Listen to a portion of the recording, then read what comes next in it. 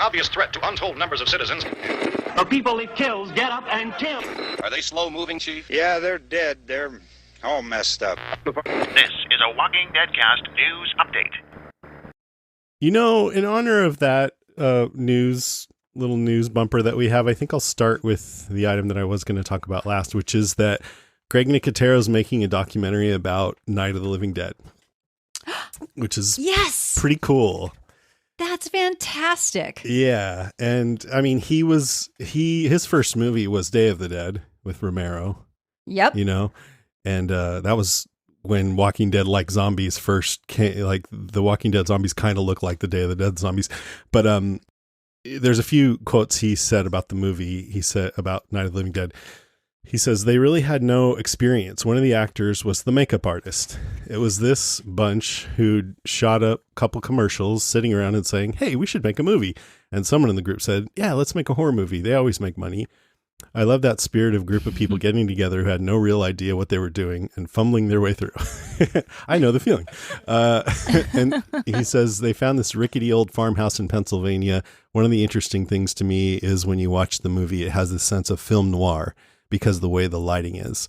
A lot of that is they just didn't have the money to afford a lot of lights. So they created a very unique lighting style for a lot of scenes, which played into the motif of what Night of the Living Dead is all about. Even when they struck the prints to distribute, they used cheap film stock, so there was a lot of contrast. Everything that was black went black and everything white went really white. That added to this weird noir film vibe of what's going to come out of the darkness and get me. It was a perfect storm of events with a group that loved working together and rolled up their sleeves. And he also mentioned that the graveyard in the first scene is like this pilgrimage destination now, and it's still exactly as they left it, which makes me want to go check it out. It's right outside Pittsburgh, and I keep meaning to go there. And, it would be cool. Yeah. I was just in a cemetery in Pittsburgh about 2 months ago, and not the cemetery, but a cemetery in Pittsburgh, and it just reminded me what a cool town it is and how great. Just Pittsburgh is a wonderful place, so I want to go back. I know. There must be about a dozen times now where on the podcast Pittsburgh's come up, and you always say how great it is. So I need to check that town out. I don't think I've ever been there. For this documentary, he's going to shoot recreated scenes from the original film in black and white, but then the rest in color. And he's saying that you have to be able to see things like how they melted chocolate to serve as blood and things like that. So it should be pretty cool. I'm interested. I don't know when it's going to come out, but go Greg Nicotero. So let's get into the big news. Comic-Con is happening as we speak. Yesterday, they had a couple big Walking Dead panels. They had the Tales of the Walking Dead, and then they had the main Walking Dead panel. And the biggest news, which you listeners may or may not have heard already, was when Andrew Lincoln and Denai Guerrero walked out on stage and announced there's going to be a new Rick and Michonne series next year. That's amazing. That's crazy. Did you know that, Karen? I did. I saw it in news that came up in my feed, and I was like, yes. Yeah. Amazing. I mean, so, in 2018, they had announced they were going to be doing Rick Grimes movies, and they're going to be in a theater. And that was when Andrew Lincoln left the show. Well, that's all kaput now. They've announced this series. They said it was going to be 6 episodes, the first season, but it's not a limited series, apparently. Entertainment Weekly said they've confirmed that it's the first season of a continuing series starring Rick and Michonne. Whoa. Crazy, right? Yeah. That's crazy. Wherever they happen. I mean, this is a dumb question, but I'm going to go ahead and ask it. Feel free to edit this out. Do we know now in the Walking Dead television series, because obviously I jumped off, do we know yet where Rick is? No, I'm going to take all that self-deprecating parts out because we don't know. We don't know. Yeah. Don't feel bad for not knowing. We don't know anything. We don't know anything. I mean, the only thing that we kind of maybe know, because he left in a helicopter and you were still around when that happened. And that's the last we saw of him. He's been mentioned. He was mentioned in World Beyond a couple of times because World Beyond, one of the spinoffs, had Jadis on it, who was fantastic in that series. And she mentioned Rick a couple of times. But she didn't say where she knew him, but it's pretty clear from everything we saw in the world beyond, and also when they did the Walking Dead movie poster mock-up, that the Philadelphia skyline was in there. So I think he's in Philadelphia, or at least he was at some Philly, point. huh? Yeah. And apparently they've been told not to, like other Walking Dead writers have been told not to set stories there.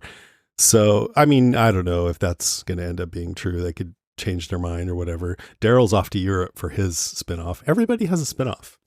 What? Mhm. Yeah. Did you just say Daryl's off to Europe? Yeah, of course. Daryl, he's so How? sophisticated that he just wanted to. Little Yeah. wine, little Latte. cheese. Yeah. I don't understand. Tried to get a little sophistication. How? See, we don't really know how. All we knew is that there was going to be a Daryl Carroll spinoff. And then Yes, Melissa that I know. McBride decided she didn't want to do it. And that's also when they announced that it was going to be in Europe. But it kind of, I mean, I keep singing the praises of World Beyond. People who haven't watched it don't believe me. And they're all like burnt on Walking Dead spinoffs because Fear the Walking Dead was so bad. But World Beyond, in my opinion, proved that they could actually do a kick-ass spinoff. Anyway, at the end of that, there was a scene in Europe with some fast zombies and like a laboratory, and it showed Jenner from season 1, you know, Dr. Jenner. So Think of those zombies from season 1 when they were kind of running and kind of hitting when Climbing. they were in that they were climbing, they were like hitting the windows with rocks and things. That's kind of what I was reminded of a little bit. So it was some excitement. Wow. Can The Walking Dead Hawaii be far behind? I know. Come on, I got the posters already. I mean, if they could go to Europe, they can go to Hawaii. Come on. Mm-hmm. Yeah, I'm curious to see how he gets there. But For we'll see. people who don't remember, when they first announced there was going to be the first Walking Dead spinoff, which ended up being Fear the Walking Dead, Karen and I were like, can it please be Walking Dead Hawaii? And then Kirk Manley made a Walking Dead Hawaii poster with these two, like this buff dude and this hot girl in a bikini and all these zombies. All around them. It's freaking awesome. So cute. So I mean, so there's the Daryl series. There's Tales of the Walking Dead, which comes out this month. It's an anthology, so each episode will be a different story with different characters. Anywhere in the Walking Dead timeline, they can revisit characters that have died. So that should be kind of interesting. There's the Isle of the Dead, which is Negan and Maggie in Manhattan. I'm not making this up. It does sound like you kind of are. I know. Oh, It feels God. made up, but it's news. It's happening, or at least so far. Yeah, some fans think it's a big hoax, but I don't think they would do that. I don't think they'd make that up. So anyway, oh well, let me read the official series description of the Rick Grimes one. This series, and you know, Michonne. This series presents an epic love story of two characters, changed by a changing world, kept apart by distance, by an unstoppable power, by ghosts of who they were. Rick and Michonne are thrown into another world built on a war against the dead, and ultimately a war against the living. Can they find each other? I mean, I'm guessing yes. And who they were in a place and situation unlike they've ever known before? Are they enemies, lovers, victims, victors? Without each other, are they even alive, or will they find that they too are the Walking Dead? So I don't know. What do you guys think about this announcement? You haven't said much, Rima. How did you react when you saw that?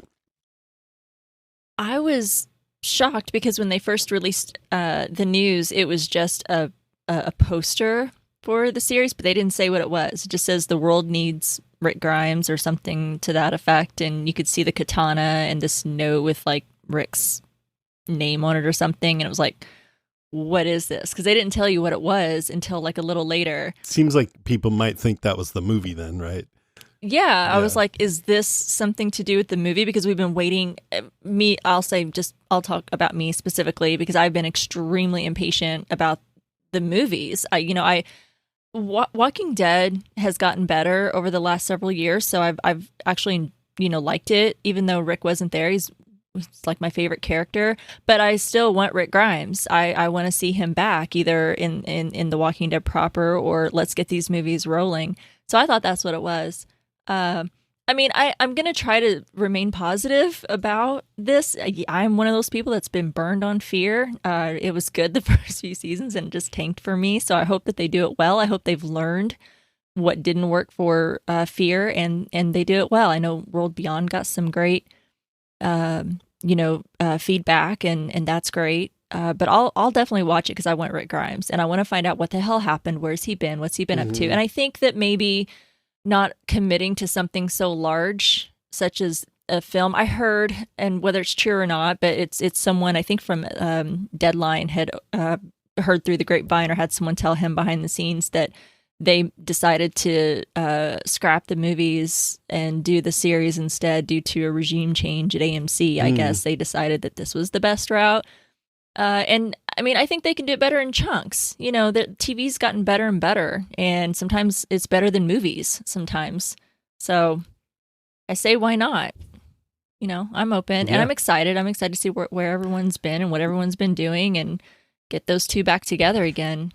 I mean, I pretty much agree with all that. I think the only thing is I was excited at the idea of seeing a big budget movie, but it sounds like, I mean, I also heard behind the scenes that the script was rejected a bunch of times. And I think Scott Gimple's trying to do his Gimple thing and it just didn't fit into a 2-hour format, maybe, with all his like letter A and whatever. And so I think, yeah, they know how to do a series and so it'll probably be better as a series, but I do hope they put some money into it and give us a spectacle too. I also think, man, it's weird. They have a Rick and Michonne series, Maggie and Negan, a Daryl series.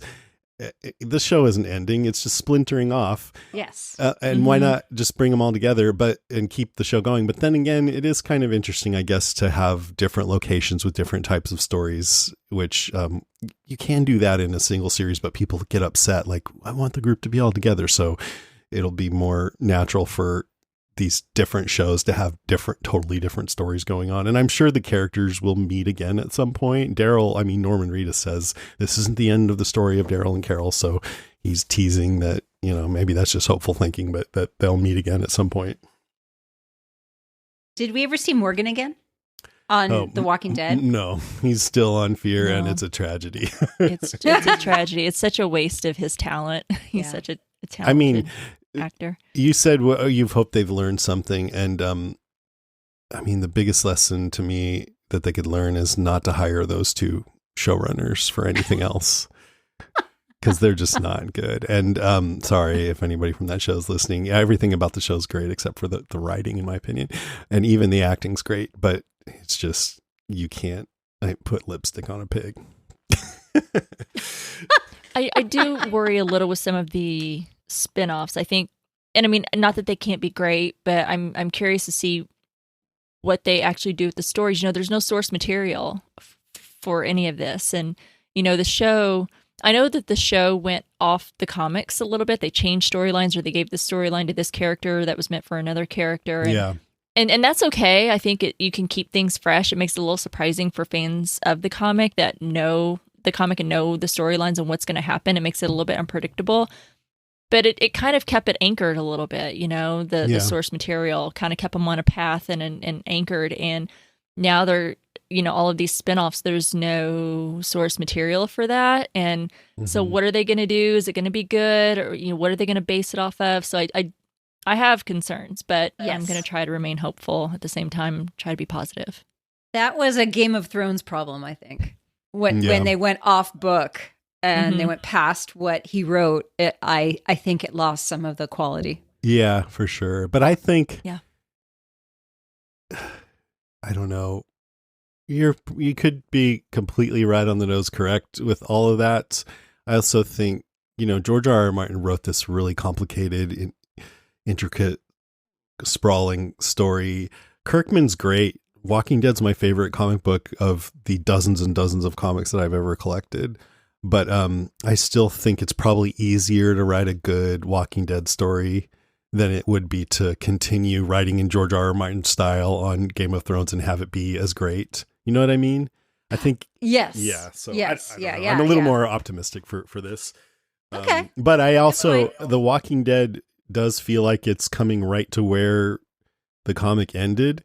And I don't want to give away the ending of the comic and possibly the show, but if they're going to, instead of come to a place that feels like an ending, just come to a place that feels like a jumping off point for more stuff, then it's not, I doubt it's going to feel like an ending. It's just going to feel like, okay, we stopped doing this show. You know what I mean? Yeah. So I'm a little, I don't know. We'll see. We got 8 more episodes left. Folks at home, he just held up 8 fingers. Yeah, almost 7, but then I put the other one up. So some of you guys chimed in on this. I'm just going to read a few to get a feel for where people are at. Dante Howard says, works for me as long as it's good writing and a story that makes sense. I mean, that really boils it down, right? We could have just said that. Brian White says, happy they're giving us a conclusion, but all these spinoffs feel like Walking Dead season 12. Michael Koska says, I'm genuinely thrilled about this and very glad it's a series versus a film. There's a lot of story left to tell for these 2 characters. This is the best possible outcome for Rick Grimes' character, in my opinion. So there's a optimistic. Tammy Barr says, I'm interested, but I'm a little disappointed. I don't go out to the movies much, and I would have loved going to see Walking Dead on the big screen with the amazing surround sound, but will be cool to see their story continue. Yeah, I feel the same way. I can identify with that too. And we're going to be seeing the finale on a big screen, by the way. We're going to have a meetup at the new Parkway and watch the finale. I can't wait. I hope you're there, yeah. I'll be there. Are you kidding me? Good. Karen Shee says, it was inevitable for Rick and Michonne to finish their arcs, and I'll take a series over 3 Rick movies. The former likely gives producers and creators more control of storytelling. It's the best possible outcome for a rushed season 11 that was thwarted by COVID and a surprise cancellation. But I also don't know what to make of the series finale coming in November now. I want a sense of finality, and this splintering off into 3 different spinoffs feels like a prime example of milking the cash cow. Spinoffs are usually for B-tier characters who didn't get to explore their stories on their main shows. And if we're going to just extend arcs for our lead characters, why not do a season 12? I'd love an Aaron and Father Gabriel spinoff with Eric Mountain and Jim Barnes at the helm. I don't know who that is. Sorry to be a curmudgeon. I remain cautiously optimistic. Yeah, Aaron and Gabriel would be cool. I have a quick question for you about that, about what she just wrote. Exploring the storylines of B characters. You 2 are doing that right now with Better Call Saul. It was a spinoff of a beloved series. Let's face it, Saul Goodman is kind of a B character, sort of. In Breaking Bad, In Breaking Bad, yeah, in Breaking Bad. And so, but... And kind of in Better Call Saul, too, actually. Jimmy's the main character. and I think you would both agree that Better Call Saul is an amazing series that that you're shaking your head, Jason. Were you shaking your head? I'm like, yeah, baby. Oh, okay. That was kind of a nod. That was a shaking nod. Yeah. Okay. So so exploring the arc of a B character in a spinoff series can sometimes be amazing. Yeah, it really can. Look at Frasier. Yeah, I was thinking that too. That was a great one. Even this, well, I don't know if you'd consider Ben Kenobi a B character, but the Darth Vader or Obi-Wan Kenobi series was pretty great too. It had its flaws, but I think you can't just say that. Well, I guess I'm talking more about prequels now. I had a bad taste in my mouth about prequels because of the Star Wars prequels, but Better Call Saul and Obi-Wan, in my opinion, are some pretty damn good ones. Yeah, I mean, you can make a really great series with B characters, clearly. Yep. Better Call Saul is one of my favorite shows ever. Oh my gosh. It's fantastic. It's outstanding. Yeah. Even if it does break my heart a little. Aww. Especially if it does for me. I'm a masochist. A couple more. Thomas D. Sloanacre says, I'm super excited and thrilled about this. Believe me, I squealed and threw my hands in the air when I heard this news. I wish we had a video of that. But now that we have 3 new spinoffs with 6 main characters, why don't they just put them all back together and continue The Walking Dead? Christy Cophead says, very excited with 4 exclamation points. I think we will get a better story doing it this way, and them having Rick and Michonne together makes me incredibly happy. Can't wait. Most people are excited that answered me anyway on Facebook, you know. Yeah. By the way, that last person's name is what?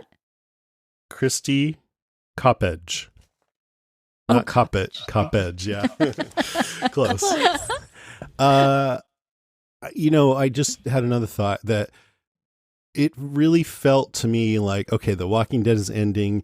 They're doing these other spinoffs, but it feels like a petering out a little bit, maybe, unless one of them just suddenly lights the world on fire. Not because I don't think they're going to be good, but just this whole thing is so played out. The Walking Dead and the zombies, that's how I feel. I'm a podcaster about it. I'm going to watch them. I'm going to podcast about them, and I'm excited. But I just, even The Walking Dead used to get 17 million views per episode, and now it's like 2 million or something.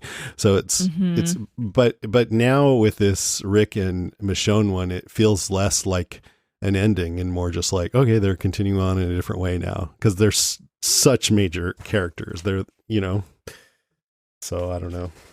It just doesn't even feel like it's ending now. Well, and I'm glad. Like I said, I want more story. I feel so unsatisfied with where they left it. With Rick, yeah. With Rick. I need closure. Sorry. Yeah. I just need some closure. And Totally. It might be good. It might be bad. You can't have him leaving a helicopter and then that's it. No. No. So, come on. Whether it's good or bad, at least close up this story for me. Give it some sort of ending, and I'll accept it, whatever it is. But, I think and as much as what I'd love to see everyone together, I mean, nothing thrilled me than back in the good old days with Walking Dead and having our group together. Loved seeing our group, but that cast has gotten so big over the years that I feel like sometimes characters in their storylines get a little diluted. Mm-hmm. And, I feel like some of them don't get their proper time, and that's a bummer. So maybe... And I mean, I'm not saying I'm thrilled with every single, I don't know if I'm super thrilled with the whole Negan and Maggie, spinoff. We'll see. But, we'll see. With the B characters, I could see some of them maybe getting their due time and getting, maybe some focus on them and their characters and their stories.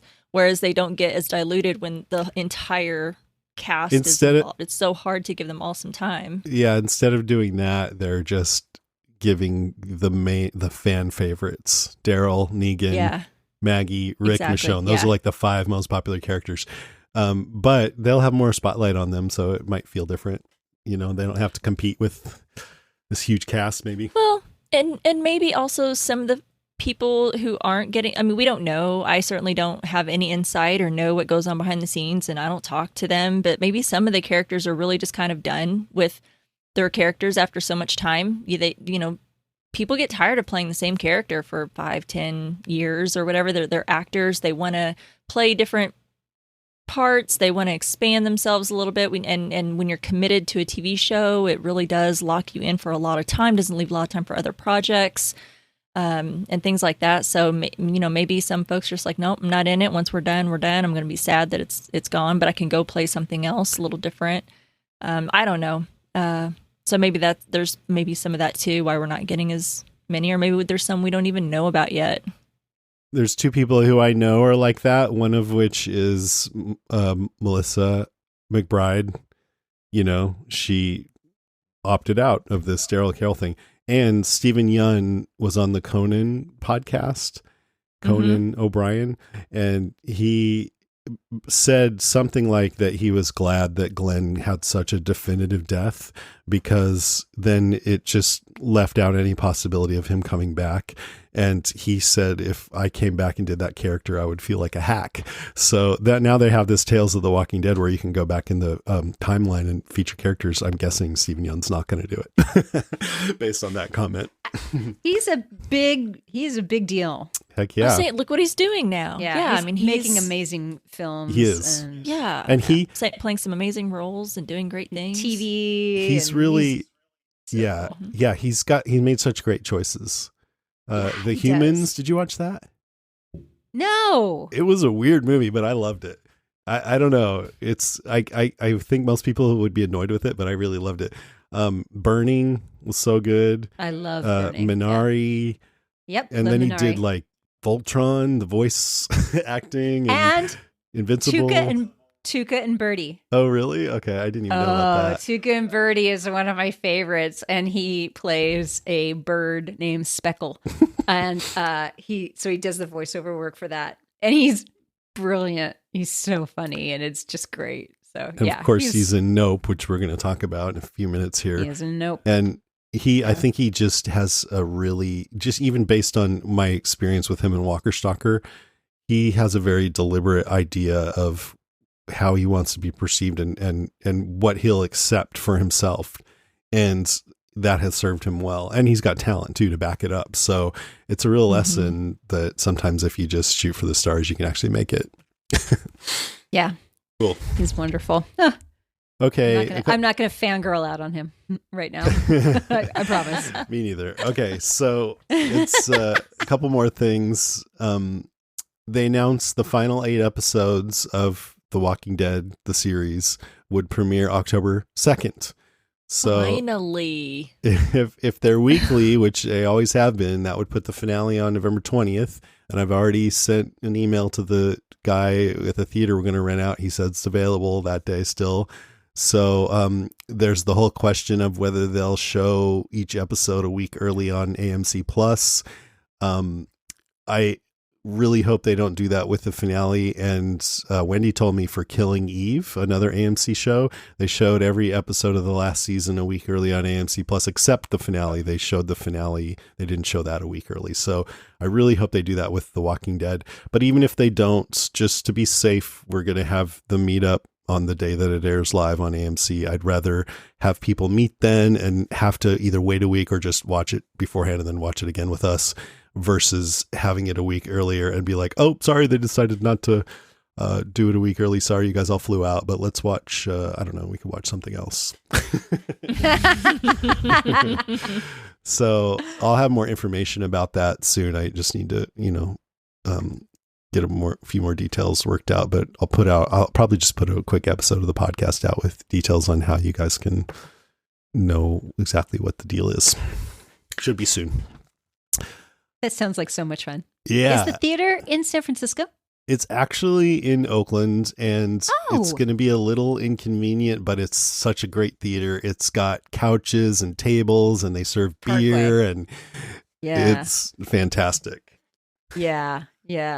So we're going to probably meet at a BART stop and everybody go over together or something like that, Rockridge. It's the one in Rockridge, I think. Is that right? I don't know or for Grand, sure. Grand Lake, whatever. Anyway. I don't know. Yeah, we'll I'm figure excited. it out.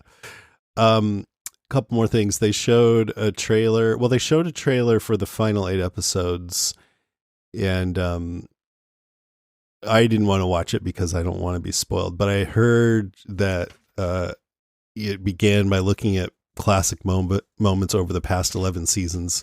So I just watched the first few seconds. I say watch the first 30 seconds. It was a barrage of Watch the first emotions 30. looking back on Glenn, Dale, Andrea, T-Dog, Beth, Herschel, and everybody. It was like 5 seconds. 5 or 10 seconds, but but then I stopped.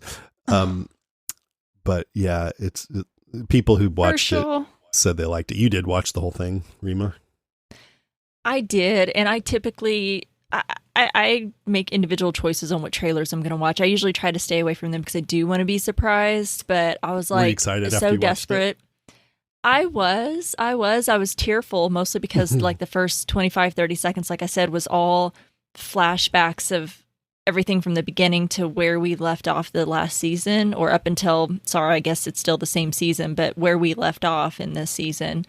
And it was like, everything's led up to this is how they kind of said it in the trailer. And I was like, oh my God. So of course, tears. I'm looking at all the flashbacks. Carl. Yeah, Lori. everyone. It was just amazing. But I the Walking Dead trailers, anytime I've watched them, I know that they edit the shit out of those, and so much can be taken out of context that I wasn't too worried. Like, yes, I know I'm watching a trailer and there's going to be scenes from what's coming, but it's so out of context that I'm like, well, whatever, I'm taking that risk. I was so desperate for frickin' news. I was trying to find out everything that I could to like communicate to everyone in the group that I was willing to watch the trailer. And take one for even the if I team. got take it for the team and try to get as much information about like when to expect it to premiere, when it was going to be released, and and all of that. So I went ahead and watched it and thought I'm just going to watch it once. I'll probably forget about it by the time it comes around in October. Honestly, I'll forget what I saw. But I did watch it, and it did leave me with good feelings. I'm excited, but I'm sad. I'm excited, but I'm sad that it's going to be over at the same time. So Sort of. Sort of. It's going to at least be the end of The Walking Dead, that piece of the show, kind of closing that door. Yeah. If it's a relationship, it's like you were dating one person and now you'll be dating like 3 people. So it'll be fine. Little Polly never hurt anyone. Why not? Okay. They also showed a trailer for Tales of the Walking Dead, which I also did not watch. But Gimple said that show was inspired by fan questions about the flagship series, and the show will more often than not emphasize new details or aspects of what living in the zombie apocalypse is really like for different types of people. It can focus on new and established characters. Some of the cast for the first season is Terry Crews, Olivia Munn, Parker Posey, Anthony Edwards, who's from ER, I love him, and Samantha Morton's going to be back. Dr. Mark Green. That starts in just a couple of weeks, believe it or not. I love Parker Posey. I know, Yeah. me too. She's weird. She is Which weird. is a compliment. Yeah, I like weird. That's why Me I too. liked Nope. Yep. And JDM says Isle of the Dead has started production, and he also, I think, I don't know if he's just playing around or what, but he's kind of teasing that Alicia Debnam Carey might pop up in that series. She just left Fear, so that could be interesting. Was there more said about that? I know he tweeted at her after her final episode in Fear and said something about, hey, if you ever find yourself in New York or something like that, Yeah. kind of like, hey, come over and join us or something, like joining the spinoff. And she's like, oh, that'd be such an honor or something like that. I don't have the exact tweets in front I of me. think that's all But I it remember was, seeing yeah. it. And I think people were freaking out thinking, oh my God, could she come? But I'm like, I don't think the timelines meld Yeah. up, and Yeah. I don't know. But I mean, Like who the the hell timeline knows for what her, they'll do? what she wants in her life probably doesn't mesh with that. Yeah. To get as far away from The Walking Dead as possible. don't blame her. Yeah, I think it's probably just he was having fun and now people are making Yeah. a thing out of it. So that was all the news I had that came out. Is there anything I missed, Rima, you know of? Well, they had a couple of the announcements they announced that The Wheel of Time was going to be renewed for a 3rd season. Mm-hmm. They released a big trailer for Lord of the Rings. And then, of course, today, just about 3-4 hours ago, the House of the Dragons panel was released, and they're going to release the extended trailer. There was a trailer released a few days ago, but the extended trailer was shown today at Comic-Con, and they're going to show it, I guess, publicly. They didn't release it online, but it will be, I think, tomorrow, starting Shark Week on Discovery. So, and I always watch Shark Week, so I'm a big Shark fan, so I will definitely be tuning in. That is a trailer also that I've watched. I'm dying for House of Dragon. I don't care. Spoil me as much as you want. I've been reading the book. I know the book's going to be, the show. It's different. For those that don't know, that the book is more of a historic retelling. It's not like Game of Thrones where it's like people talking and conversations and what's going on in someone's thoughts or their point of view. It's just a historical retelling. So it's going to be different. It's going to be, they're having to flesh out these characters that aren't having like actual conversations with each other or interactions. So I don't care though. Spoil me as much as you want. I want all the dragons. I want all the Targaryens. I want it all. So For more. people who don't know, House of the Dragon, I mean, probably everyone does, but House of the Dragon is the upcoming HBO series that's a prequel to Game of Thrones and takes place in the time of when the Targaryens came to Westeros, I think. And it's based on this book, Fire and Blood, that George R. R. Martin put out when he should have been finishing the Game of Thrones series. and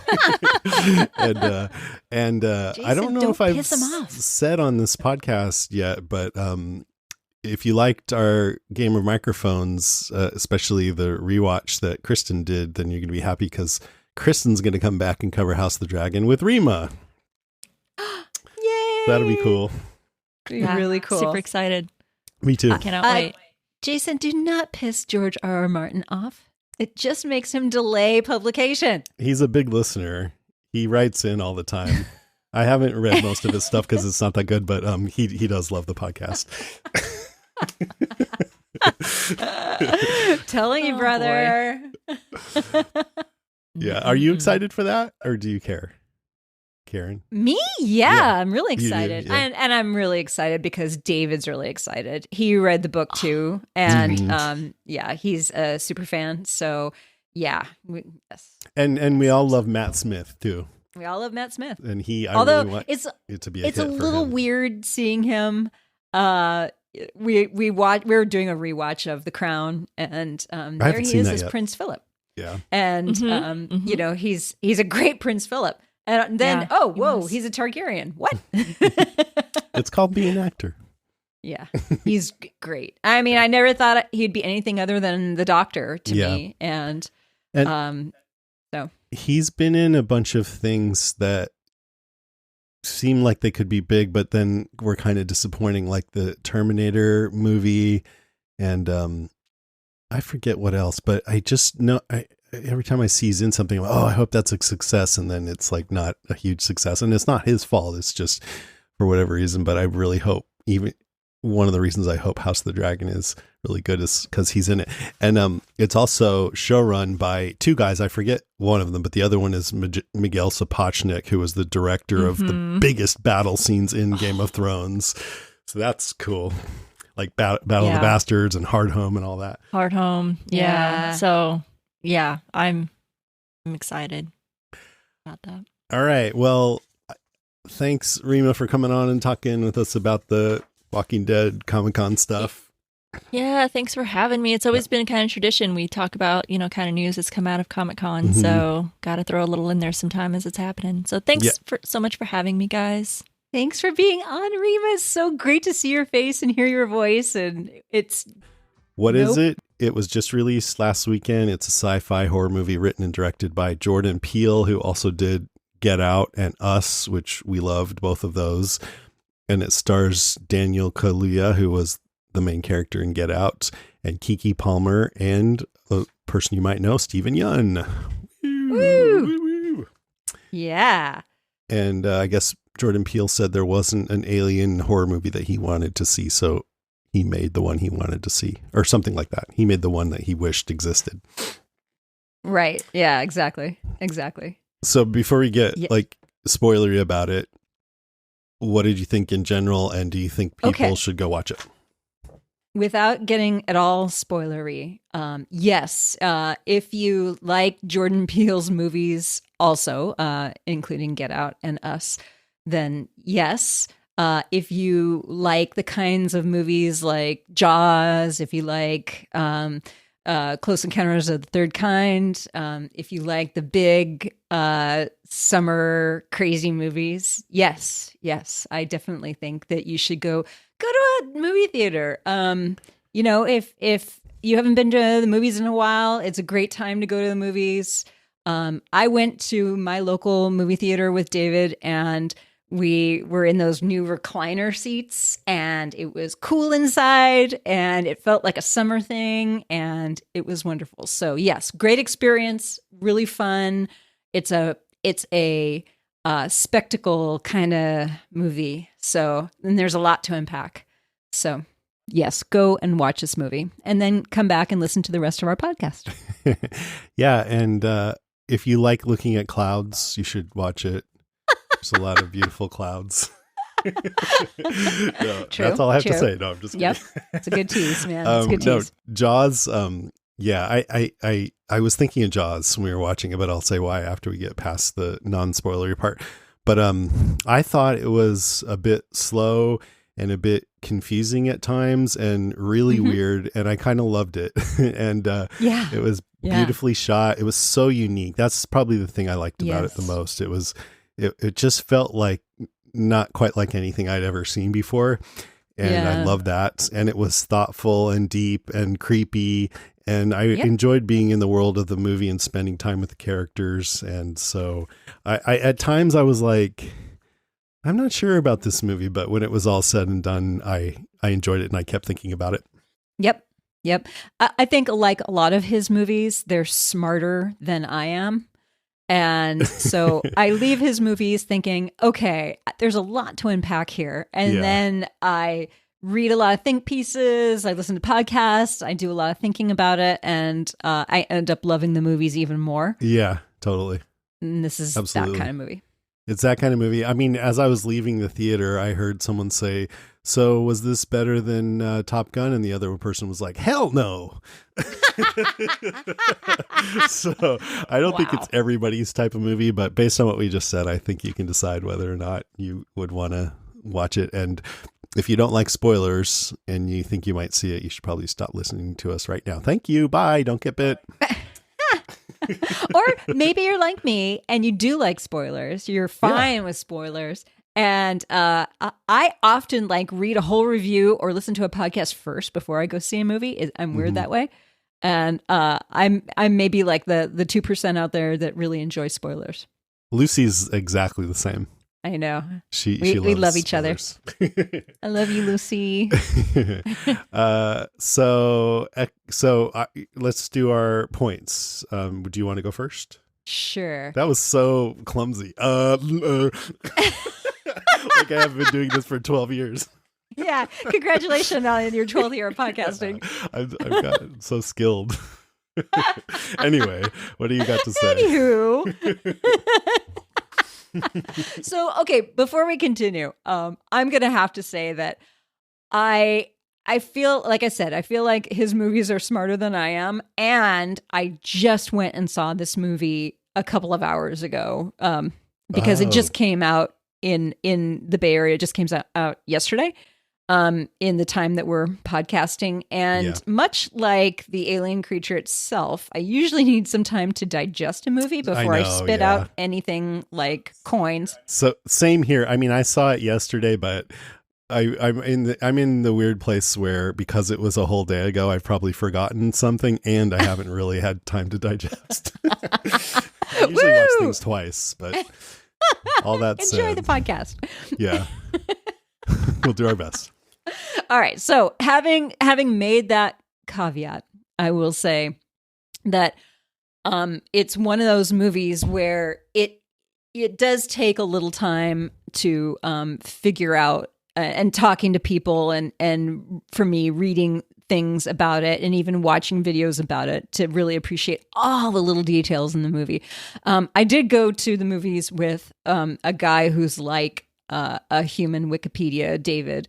And so he pointed out some amazing little details. And one little detail I'm going to point out that David pointed out to me is at the very towards the beginning of the movie, we hear a television report about missing hikers.